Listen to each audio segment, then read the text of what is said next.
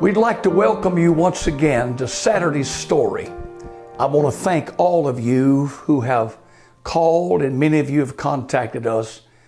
We want to thank you for your prayers during this time of this COVID-19 infection. But I thank you because your prayers have meant so very, very much to us.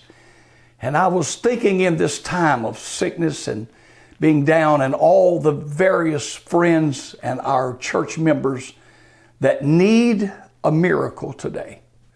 We are in need of seeing the miracles that happened in this Bible to take place once again. Miracles that absolutely defied human reasoning, that absolutely disturbed the plan of the enemy and caused God's people to triumph in a time of great perplexity. A miracle, Mr. Webster says, is a divine intervention that transcends what is normally perceived as a natural law. There's no scientific explanation to a miracle. It's sovereign. It's divine. It is heaven's manifestation right down in the midst of our earthly world to prove to us that our God still has the power. I wonder if there's someone that I'm speaking to that needs a miracle. What is the price of a miracle? How much does a miracle cost? What is the absolute price tag of a miracle in your life? If you need that miracle today, I'm encouraging you to reach out. Let God manifest Himself right in the midst of this pandemic, right in the midst of this negative situation, because in every situation there will be a revelation. And God is wanting to send miracles to His people. And this brings us to Saturday's story. The family was sitting around the table, the husband, the wife, and the little 6-year-old girl named Tess. The mother was holding the little boy, little Andrew, who was very, very sick.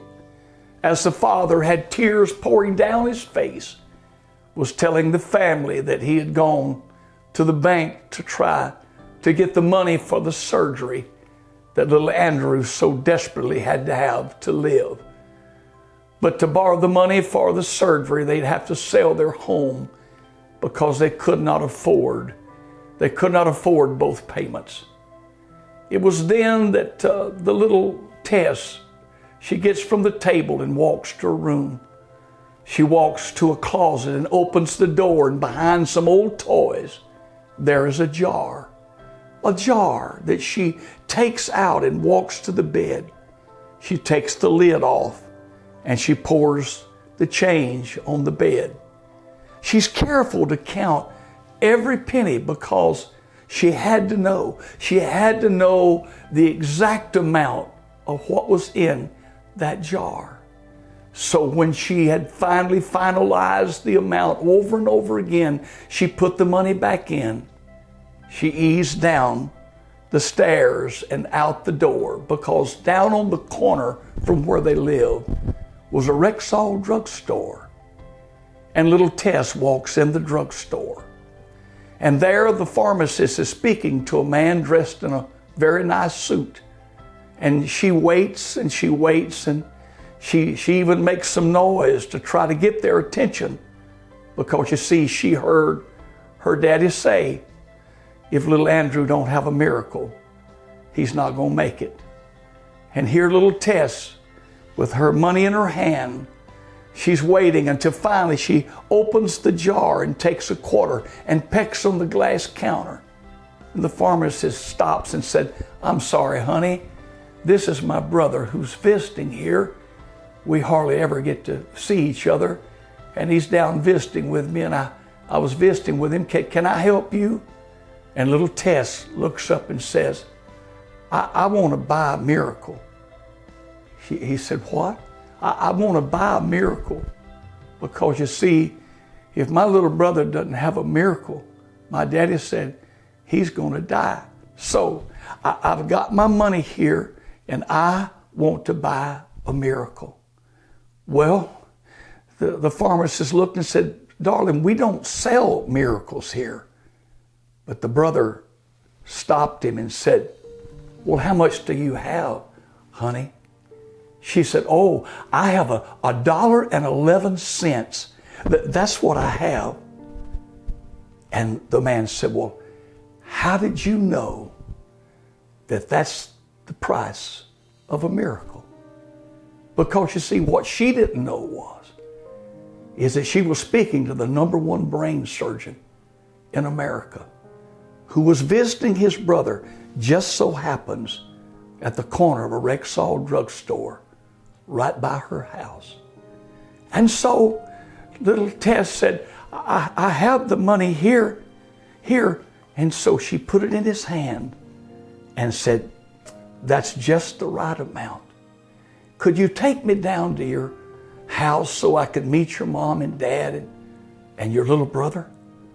And so she said, sure. You can imagine when the doorbell rang and the mother opened the door. Tess, what are you? Who is this? And he introduced himself. The moral and the end of the story was he did walk in. He surveyed the child and they set up a surgery for the next week. He did the surgery and it was a success. Little Andrew was going to live a normal life. And yes, when they asked him, doctor, what do we owe you? He said, oh, the miracle's already been paid for. Because you see, the price of a miracle is all you got. And she gave. She gave all she had. And that's really what it takes to get a miracle. It's when you give all you have. And that's what the good Lord's asking. We're living in a time that God knows we need miracles today. And all God's asking you to do, if you will just give all you got, say, Lord, this is all I have. I'm going to just release it into your hands. And I can tell you today, you, my friend, will be a candidate for a miracle from heaven. And God, the great physician, is just waiting on someone to say, here it is, Lord. This is all I have. I have nothing else left, but I'm going to give it to you. And when you do, prepare yourself. The miracle belongs to you. That is the price of a miracle. If you would please share this story with someone who is in desperate need of a miracle today, someone who's down and out, that said, what is the price of a miracle? It's just giving what you have. If you give it to Jesus and give everything you have to Him, I promise you, you're a candidate for a miracle in your life. So please share this with someone. God bless you today is our prayer.